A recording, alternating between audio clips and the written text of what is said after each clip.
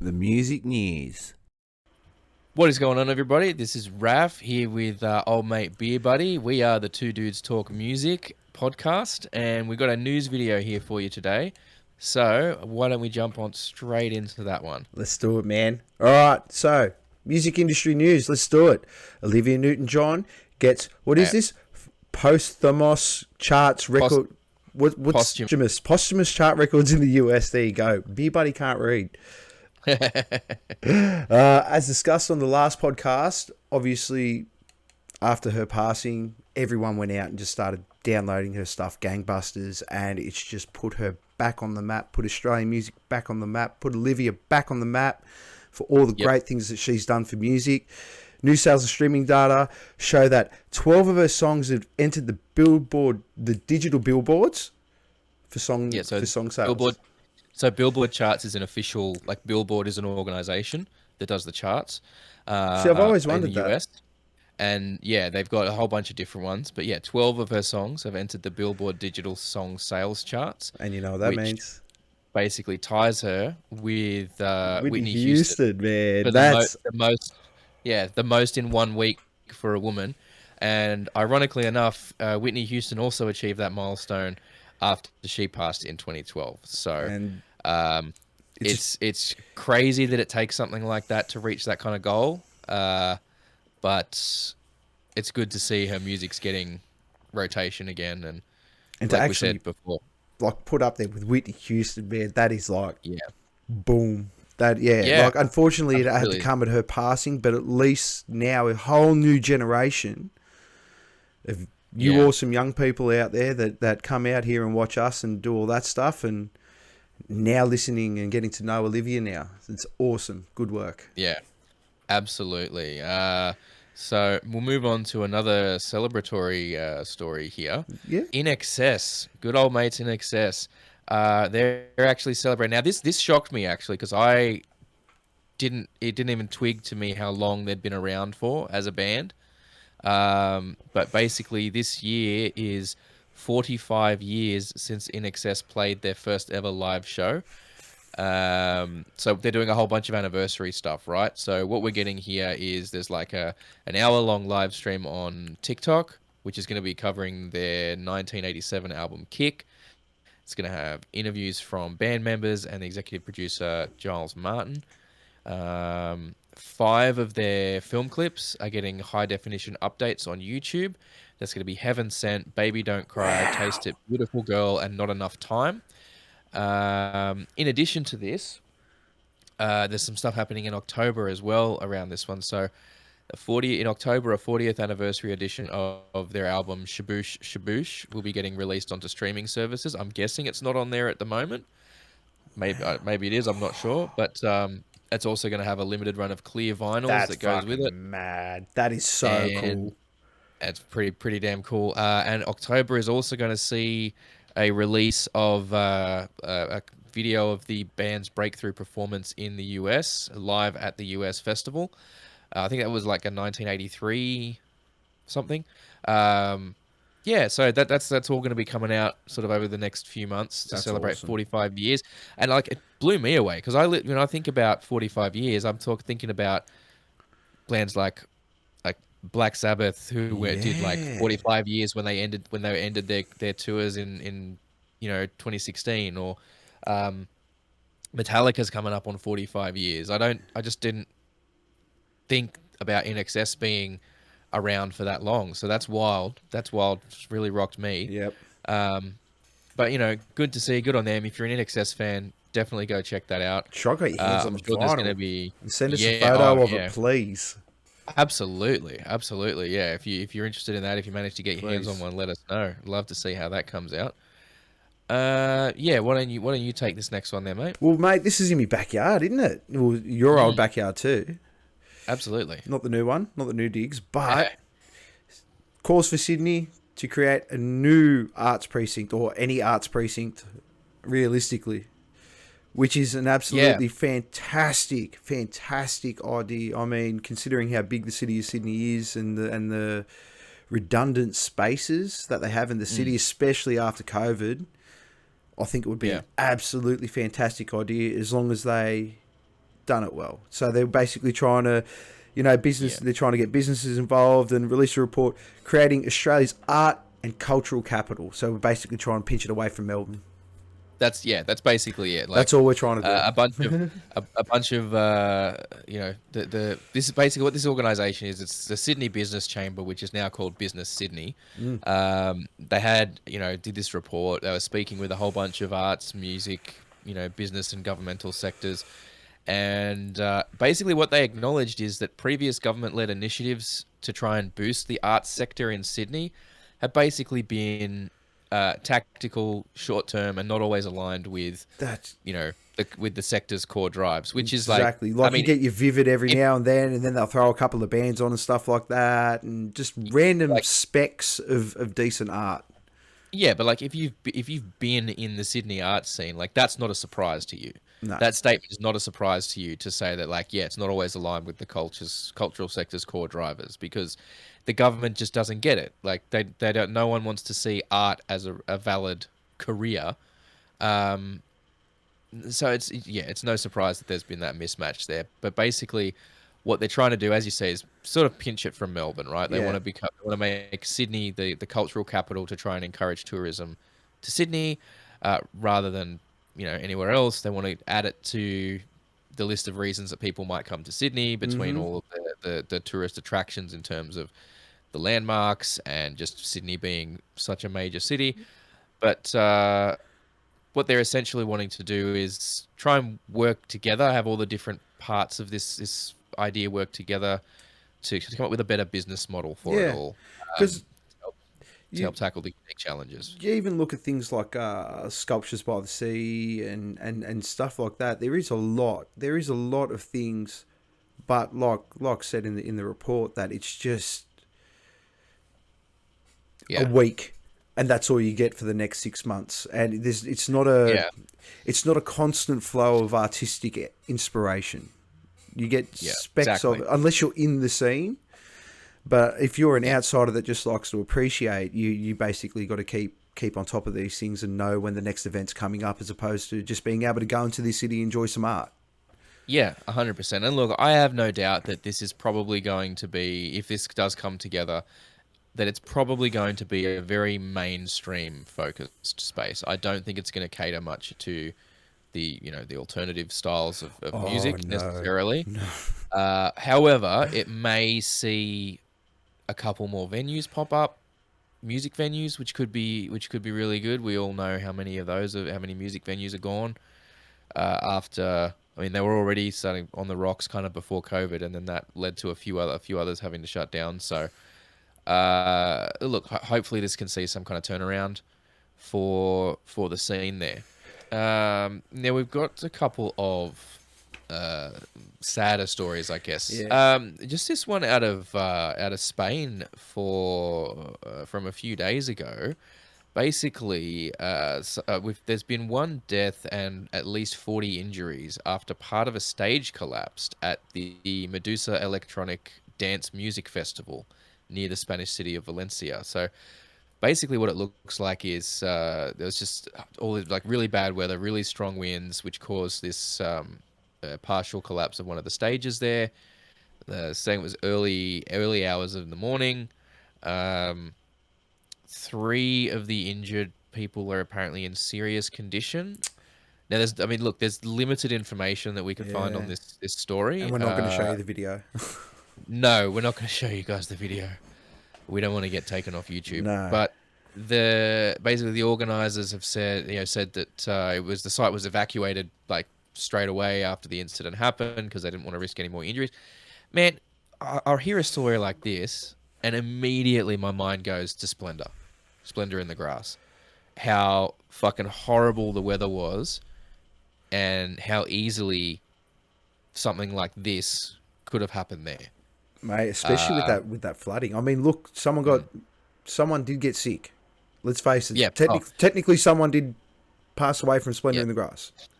Yes, absolutely. And this is something like this is just, there's so many things that have to come together for a festival to work properly, and unfortunately the weather is one of the few factors that the organizers can't control. No. So I guess, hopefully if this festival, goes ahead in future, there's slightly more precautions that are able to be taken there to prevent something like that happening again. But it just goes to show when it comes to music festivals, like the organizers can't be afraid to pull the plug and say no, stuff's not happening. Yep. I mean, I guess that did happen at Splendor. They sort of called things off for the Friday. Yeah, but they should have bit the bullet and So called the whole thing off. it certainly feels that way with It how does. severe it was. And especially But considering you got to take into consideration this is Spain's summer that this happened in. So yeah, it's not like yeah, that's it's true. like the middle of winter event or anything like that.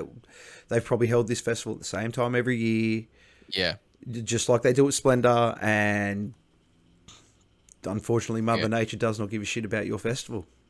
yeah, exactly. So we got another sad one here for people that were fans of good old good old new wave of British heavy metal. Do you want to take this one, mate? Yeah, the Grim Reaper singer Steve Grimmett has passed at the age of 62. So Yeah, Steve Grimmett was a singer for New Wave British Heavy Metal Pioneers. Sorry, the Grim Reaper has passed, and his brother made an announcement on social media. However, did not comment on the cause of death. yeah. So obviously, We don't privacy, know. we don't want it. Yeah, We don't need to 100%. know. 100%. It's entirely up to them. If they Mm, if they choose to release that information, they can. If they want to keep it private, I think it's just very important that the fans show a lot of respect for yeah, that, because just because someone was a bit famous, we're not owed that information, I don't no, think. no. And Grimmett had previously lost part of his right leg due to an infection while he was in tour in South America. And he had even performed on stage in a wheelchair. Yeah. So So, that was after this. Yeah. So I think shortly after the surgery where he had to have his leg removed, mm, he came out on stage on a wheelchair at the Bang Your Head festival in Germany in 2017. So the guy obviously was. I mean, look, I've probably heard a few Grim Reaper songs, but I'm not overly taken too much notice yeah. of them. Well, if you're a fan of Beavis But and Butthead during yeah, during the '90s, you probably would have seen yeah, a good chunk of exactly. their So video there's a clips. couple of their songs from the 80s appeared on the Beavis and Butthead. They used to play various metal film clips Yeah, in I there. love Beavis and Butthead. Yeah. So look, yeah, it's sad news for the world of heavy metal. There, obviously, new wave of British heavy metal was a movement that was very influential across the board, Yep. and sparked off. I mean, new wave of British heavy metal is what inspired so many bands that came out in the '80s all across America. So you've got to, I guess, pay a bit of tribute there Yep. to this one. So So Steve, hopefully we'll Godspeed, raise a buddy. glass for you. Absolutely, absolutely. Now we've got another one here. So Oh, on this is a good to one. on to better news. Revolver has released their list of the 20 most anticipated albums for the upcoming season. So basically, it's like fall or so autumn in America, essentially. And they got their 20. They've released that one. Go and check it out if you haven't seen it Oh already. man. Revolver Mag. It's a great list. Some of the standouts for me that are on there. It's you got Clutch has got a new album coming out. Sunrise on Slaughter Beach. Ready? Lamb of God's got their Omens album coming out. I heard the first track off of that one the other day. It's typical Lamb of God fare these days. Oh You know what you're yeah. getting with them. Lorna Shore has their new album coming out. Pain Remains. Now I think that's their first full length album with Will Ramos on vocals. So it's their new vocalist. Cool. I think that's the first full album with them, so that should be interesting to see what's going on with that. Megadeth has a new album coming out, which is no secret. They've obviously had that new song out on platforms for a while now. So Mm. Megadeth, The Sick, The Dying, and The Dead is coming out there. Obviously, the new Ozzy Osbourne album, Yes. Patient Oh, Number I'm looking Nine. very forward to that and this last Uh, one. yeah, Slipknot, The End So Far. That album's coming out as well. I think there Yes. was a Disturbed album on the list too, but I can't remember what it was called. But that one's TBA anyway. They're Yeah. just kind of guessing that it's going to come out there. But Oof. yeah, so those ones are all coming out down the road a little bit over a couple of months. But in terms of stuff that's coming out more immediately this week, new releases for this week, right? So we've got uh, Madonna She's got Finally Enough Love, 50 number ones. So I'm guessing that's a compilation album of singles and all that kind of stuff, which is pretty crazy. Panic at the Disco has Viva La Vengeance coming out. Demi Lovato has her Holy Fuck album coming out. Five Finger Death Punch is releasing Afterlife. Soilworks releasing, now I'm probably going to fuck up this pronunciation, but I think it's Overgivenheten. So whatever that translates to, Yeah. I don't know. I hope I haven't offended anybody You probably just said something real bad. Yeah, I'm sorry. I Prevail has True Power coming out, and Heilung has their new album Drift coming out, and those are all releasing on the 19th. So that's tomorrow. Yes. So fucking Mate, get ready get for the on that. reviews. Yeah, absolutely. We're gonna have a lot of stuff coming out over the next few months to review. Wow. Maybe not that Madonna one. Probably not. No. If it's new stuff, I'll take the bullet. But if it's old stuff, we can leave it where it was and just let her have her best stuff. Yeah, no, absolutely. I mean, look, it's an exciting time to be a music fan. There's a lot of stuff that's coming out over the next several months. So keen to see that. Let us know what stuff you're excited for in the comments. Anything we haven't mentioned on Facebook, anything that's coming out that we maybe haven't mentioned, all that good stuff. Jump in the comments. Let us know what you like. Shall we discuss some cool stuff from this day in music? Let's do it. Let's do it. Rapid fire. Rapid one for one. fire. I'll start us off here. So, this day in music, the 18th of August. In 1962, Ringo Starr made his live debut with the Beatles, performing at the Horticultural Society Dance in Birkenhead, England. This was the first appearance with the lineup that we would all come to know and love of John, Paul, George, and Ringo. Four apostles. Absolutely. In 1973, on the 18th of August, Diana Ross scored her second US number one single with Touch Me in the Morning. In 1977, the Police made their live debut as a three-piece in Birmingham, England. Oh, there you go. In 1984, George Michael made it to number one in the UK single charts with Careless Whisper, and what a banger song that is. This made him the first person to reach number one as a solo artist and a member of the band in the group, member of a band in a group in the same year. That's a pretty impressive feat. I mean, yeah, so much love there, so much love. On this day in 1986, Bon Jovi released their third album, Slippery When Wet. Mate, that's so good. And in 1992, Courtney Love and Kurt Cobain had their first child, Frances Bean Cobain. Happy birthday, Frances. Happy birthday, Frances. you got there eventually. I did. You got there eventually. And 2020, unfortunately, Jack Sherman, the guitarist for Red Hot Chili Peppers between Hillel Slovak's runs with the band, died at age 64 of a heart attack. So, it's you win some, you lose some, I guess. You do. But yeah, and we've also got a list of birthdays. I'll run through these pretty quick. So today we wish a beautiful happy birthday to Sarah Dash, who was a member of LaBelle. They had their hit Lady Marmalade in 1975. Nigel Griggs, bass player for Split Enz. Dennis Elliott, drummer for Foreigner.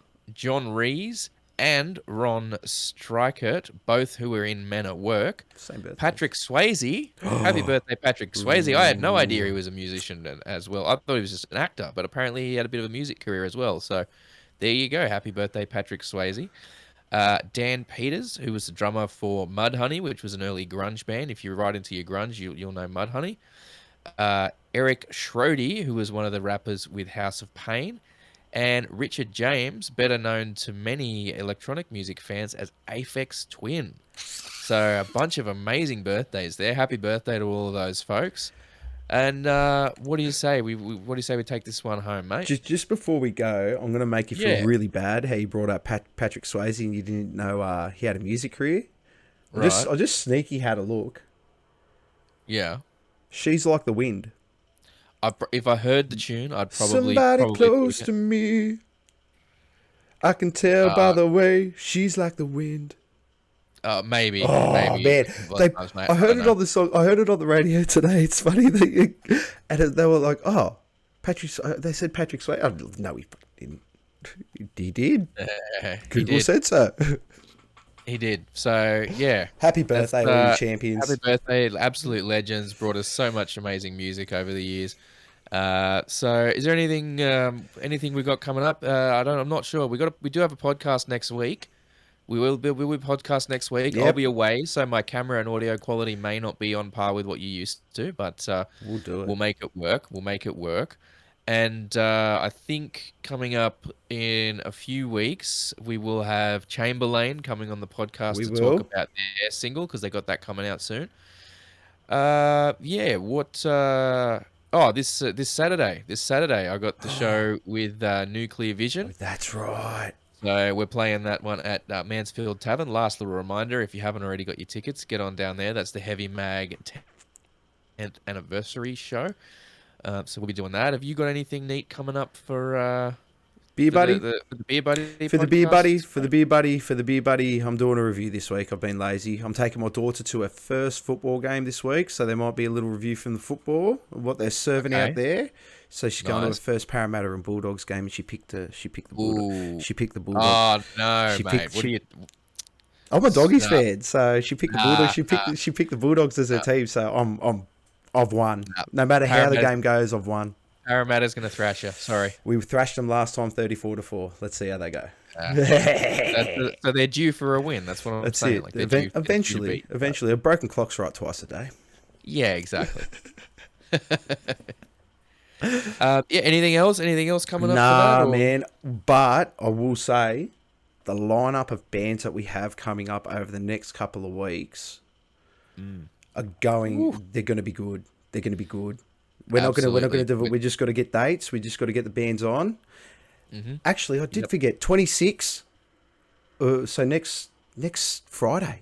Next Friday. Friday next week. Yeah. Friday next week, I have Sunday Sesh on. All the boys from Sunday Sesh for the first Beer Buddy Band piss Ooh. up. So it's gonna be fucking. You missed- loose.